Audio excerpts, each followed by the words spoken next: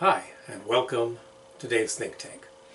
Over the past few months, I've covered some really complex and difficult subjects. Building and programming video screens, resolving issues with the switch matrix. I've made 4 videos on how to completely reprogram a game. So I thought maybe we could take a break and talk about the simplest device you're going to find in a pinball machine, the wood screw. If you've owned an older pinball for a while, you already know what the issue is with wood screws. You need them to hold various posts, decorative items, and mechanisms in place, but every once in a while you need to remove them, and when you put them back, they never seem to hold quite as well as they did before. Even if you never take a screw out, if it's, say, holding a post that gets repeatedly hit by pinballs, that screw is going to get loose and become a problem. There are a number of options for handling loose-fitting screws, but let's back up a step and look at some ways we can prevent some of these problems in the first place.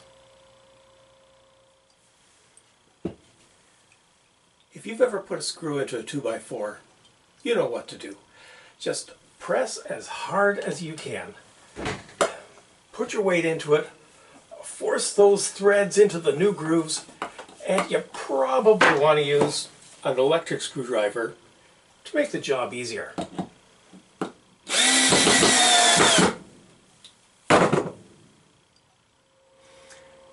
So the first thing you need to know is all of that is exactly what you don't want to do on a pinball machine. Never use power tools to set a screw into place, and always use as little force as you can with a screw.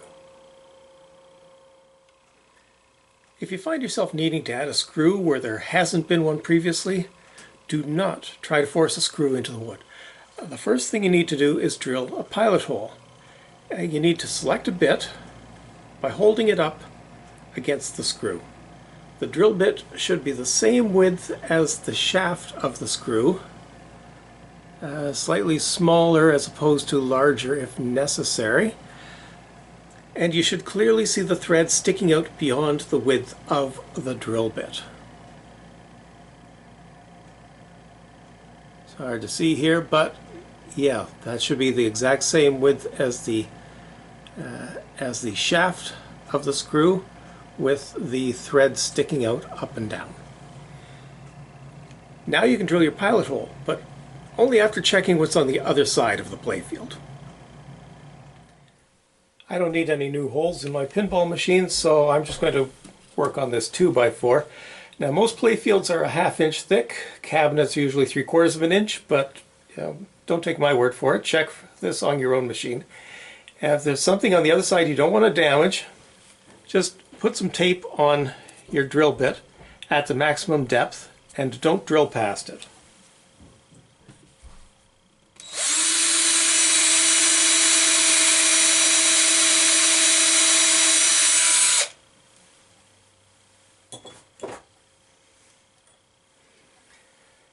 The first time you put in a screw, you're going to have to use some force.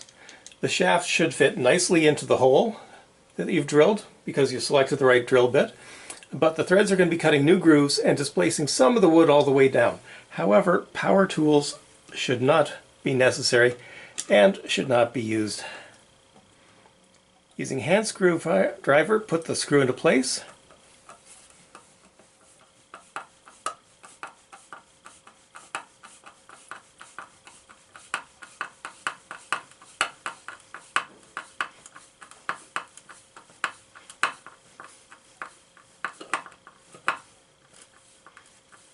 And finish up with a nice firm turn. Setting the screw all the way in. Now again, the first time you take the screw out, you should not need power tools. Although I've had some situations where the screws were inserted so firmly at the factory that, yes, I did end up using power tools. Those actually bolts in metal now that I think about it, but I digress.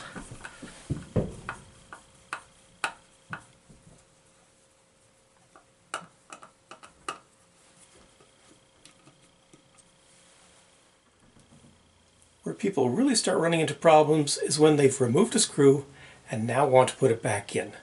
The trick is to make sure the threads of the screw go back into the grooves already cut for it. If you just start turning the screw, and especially if you're applying force to it, your screw is very likely going to cut a new set of grooves. You might get away with that once, but try it 2 or 3 times and you'll have weakened the wood around the screw hole to the point where the threads are no longer holding the screw in place. The trick to getting the screw into the original grooves is to turn the screw backwards for at least a full turn, listening for a thunk.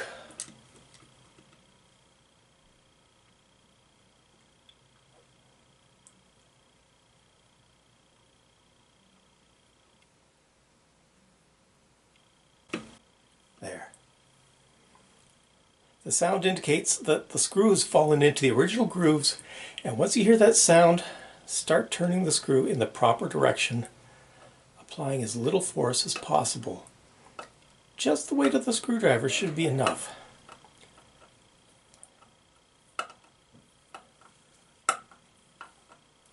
Once it's going, you can apply a little more force just to keep it straight.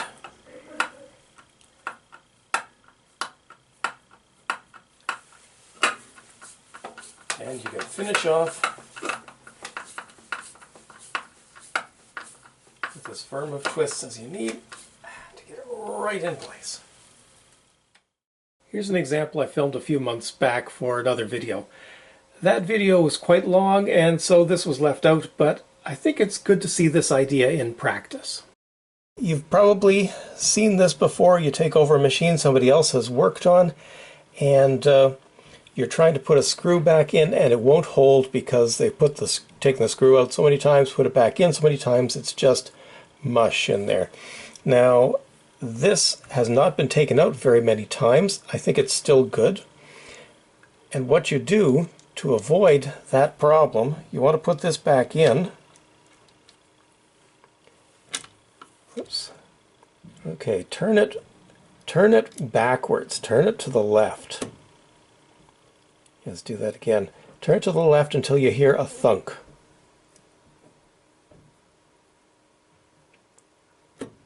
There. That's fallen into the grooves, and then you can turn it very lightly in the other direction to tighten it, and it will tighten it back in the original grooves, and you won't have that problem ever again. You can get it good and tight. If you can't hear a thunk no matter what you do, just try inserting the screw with as little force as possible. It takes effort for the threads to cut new grooves in the wood, so if you're not using that much effort, then it's likely that the threads will just fall into the old grooves instead. Okay, so you're putting the screw back in, but when you get to the end it isn't tightening. The screw just keeps going around and around in the hole. Well, what do you do now? There are a number of approaches people have come up with over the years, and the one I choose usually depends on how much effort I'm willing to put into it.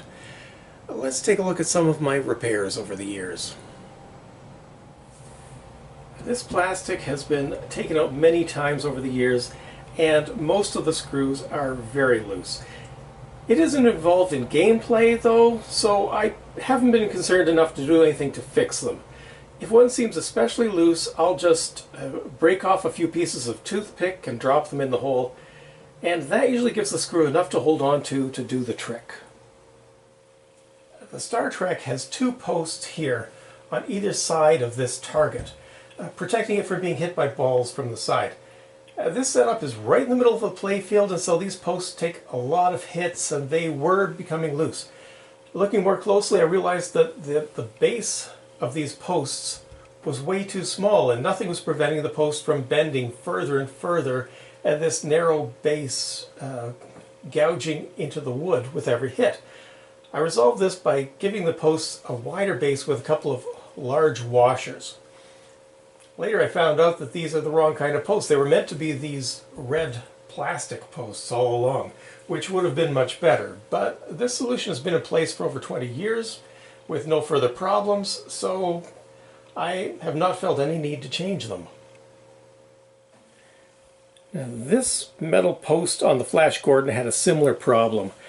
I believe this may have originally been a wood screw post, but at some point someone drilled a hole straight through the playfield and replaced the wood screw with a nut and bolt arrangement, which is in fact a great way to deal with a wood screw that won't hold any longer. This post gets hit a lot, direct hits, but when I bought the machine, the small base did not seem to be an issue. It wasn't gouging at the playfield, but for some reason it was constantly loose. So one day I looked underneath it and found the nut on the bottom was gouging the bottom of the playfield. I put small washers on the top and bottom and added a second nut to lock the whole business in place. So far I've had no more issues. This area of the vector causes a lot of people problems. This post is held in with a bolt into a nut underneath, and so it's never an issue. But this one is just a wood screw post. This rubber is constantly pulling on it, as well as regular hits from shots at the ramp here, and that means that the post gets really weak. My first solution was to just drop some pieces of toothpick down the hole and put the post back into place. But because this post has a rubber pulling on it, it kept bending over, so I was going to need to do more. In most cases where rubber is pulling on a post, Bally would put a plastic over the two screw tops, preventing the rubber from pulling the posts toward each other. For some reason they didn't do that for these two, so I made this one myself. I started with a popsicle stick, painted it black, added a white rectangle and my own part number so it would look like all the others, and then I covered it top and bottom with epoxy resin. I drilled a couple of holes in it, and it held very nicely for a few years. Years of abuse had made the screw holes quite large though, and the toothpick solution was no longer good enough. Toothpicks are a very soft wood and so deform quickly. What you really want to do is fill in the hole with something as strong as the original wood. What I finally used was a method involving toothpicks again, but dipped in white glue. Let's try it up here. This plastic is held in place by 4 posts. There's almost no reason to ever remove this plastic. There's only a couple of light bulbs underneath. There's also 0 stress on 3 of the posts and almost 0 on the 4th. But for some reason all 4 of these posts have holes that are too big to hold. Look, this one comes right out. I've had to go in here a few times recently, and every time it bugs me that these posts are so bad, and I don't know why. So let's fix them. Okay, so as you can see, I've got a bit of white glue here, I've got my toothpicks here, and the idea is going to be get the toothpicks covered in a bit of white glue, stick them down in the hole, and then break them off.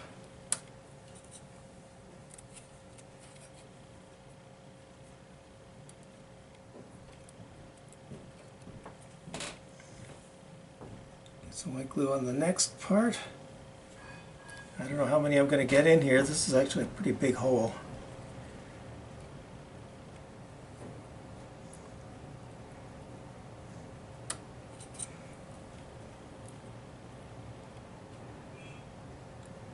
There's 2.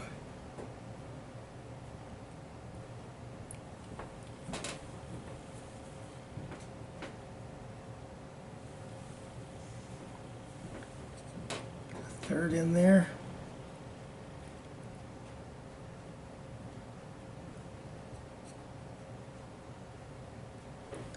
Okay, what I'm going to do, I'm going to try and put the sharp end in.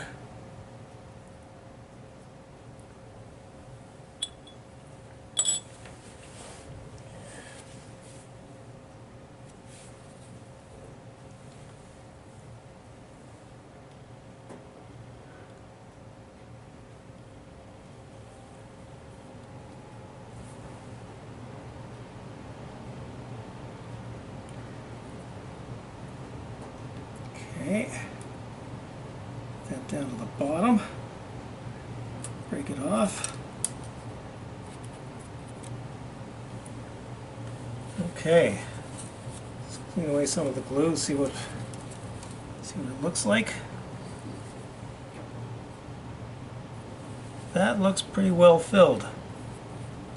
Okay, so I'm going to go ahead and do the other 3 holes, and this will be dry in about an hour, but dry is not good enough. It has to cure, which means it has to be solid. Solid enough that we can drill a hole in it, solid enough that it's going to hold a screw. So we're going to leave it for about 24 hours, and I'll get back to you. 24 hours later. Well, it's been 24 hours, and these are as solid as if there'd never been a hole there in the first place. So, all ready to drill.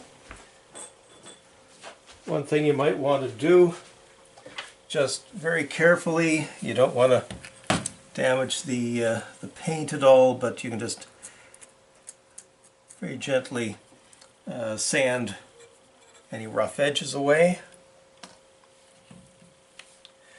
Now I've selected my drill bit. 3/32 seem to be the right size for these screws, and I'm just going to drill a new hole here.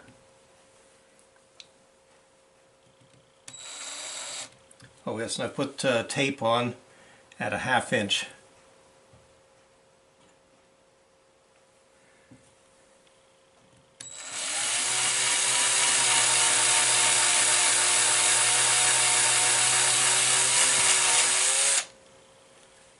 There. Okay, I've got one more hole to drill here. I'm going to leave that to the end because I want to move it just maybe 1/8 of an inch. I'll show you what I've got here with this. I've been using this post for a few years now because this has always been too close to this rubber, so it's always rubbed on there. I've had to cut a bit off of this rubber in order to make it fit, and because everything's loose up here, that tends to turn around and it still ends up being against that flipper. So I just want to move it far enough that it will never be touching that flipper again. Okay, so I'm going to set up the next step, and I'll get back to you. This next step is very tricky. There are 4 posts. I'm only going to do 3 at a time, but you have to do at least 3 at a time. The 4th one, as I said, I'm going to leave till later. But you have to set up these posts with a tiny plastic spacer on top. And if I manage to do this, I will leave this in. If I don't, I will skip over it. But, okay, all those spacers are on top. Now I have to get these long screws into the holes without knocking everything down. There's 1. And number 2. And number 3. Let's see if we managed it. Not quite. 3. Nope.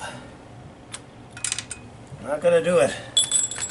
Okay, I'm gonna do this off camera. I'll get back to you. Okay, so I've got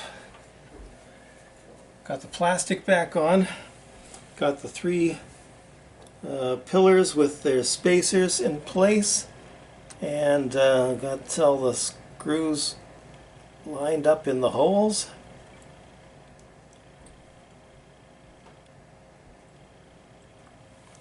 So I just need to tighten them at this point. And this is like the first time these are ever going in these holes. And I've made enough room for the shaft to get in. And since there's multiple screws, I'm going to put them in not all the way until they are almost all the way in. But these go in. Try putting this one in.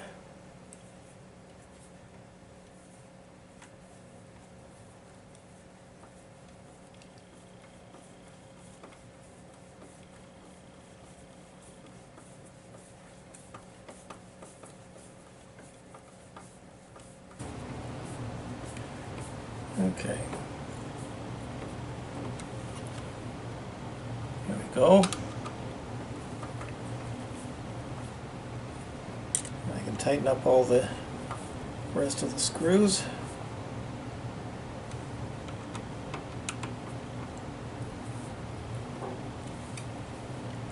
And there, that is in good and tight now.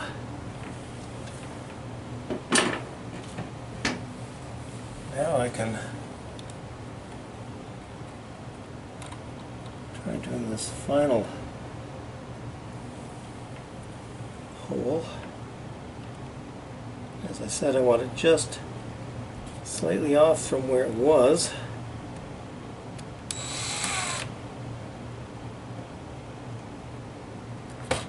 Oops.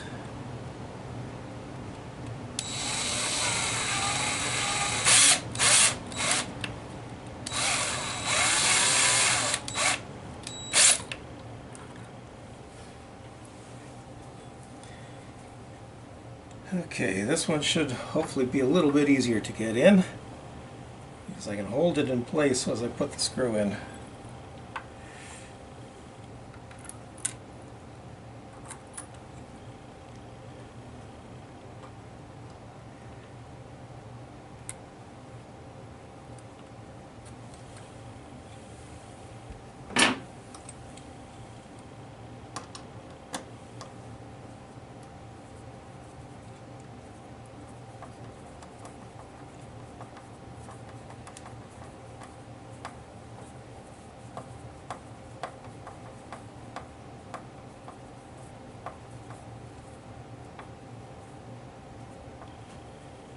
Okay,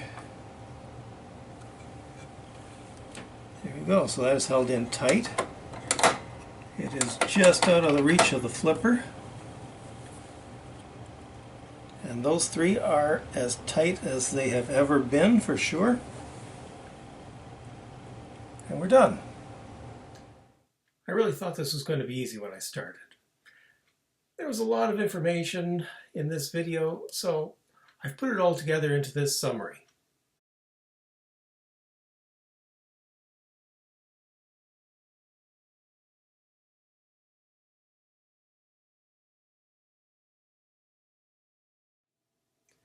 And that really is enough for today. Let's play a game. I am a play analysis computer for your vector game plan.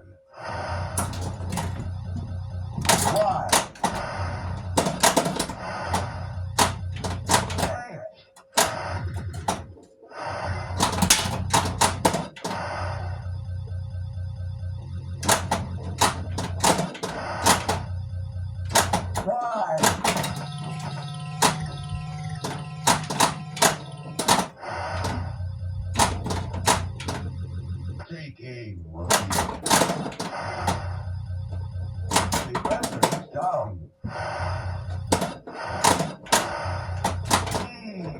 Shoot for vector Great shot. Point sword.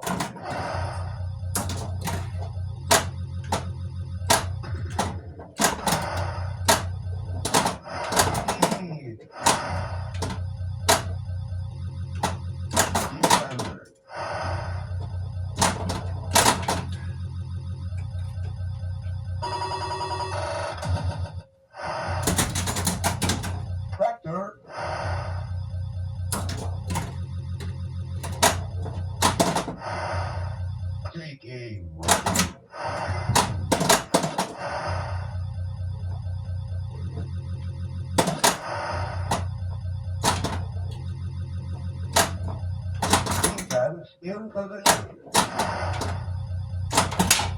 Y. Defender.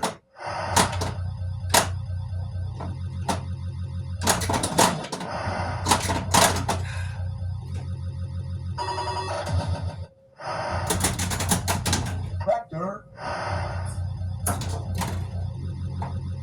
Y.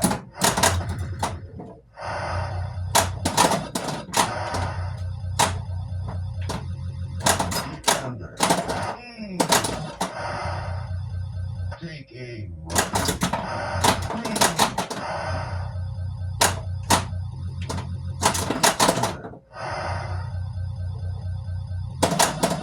Defender.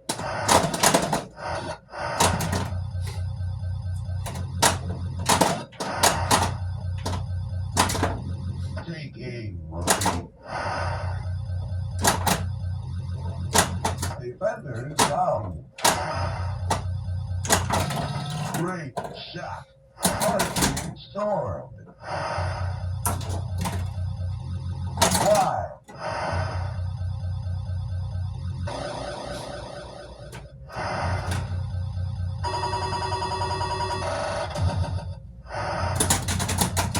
Vector.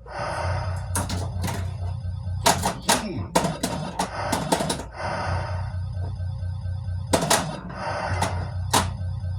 B. Defender. Defender.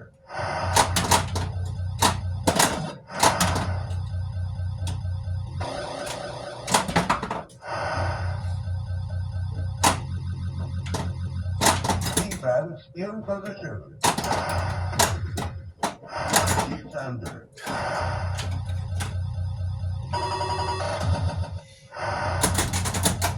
Vector. X, Y. Defender. Y.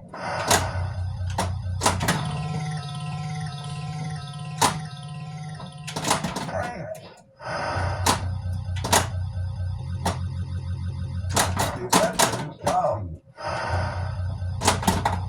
Z. Y.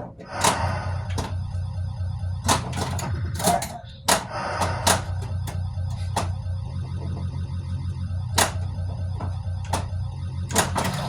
Great shot. Offense released.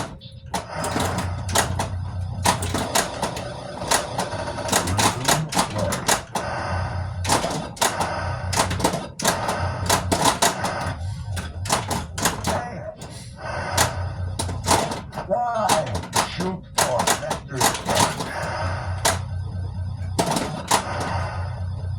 Shoot for vector scan.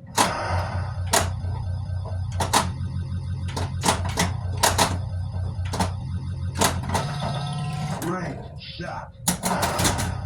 Vector. Y.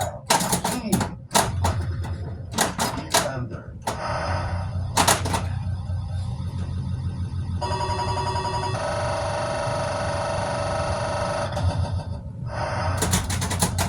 Vector. X.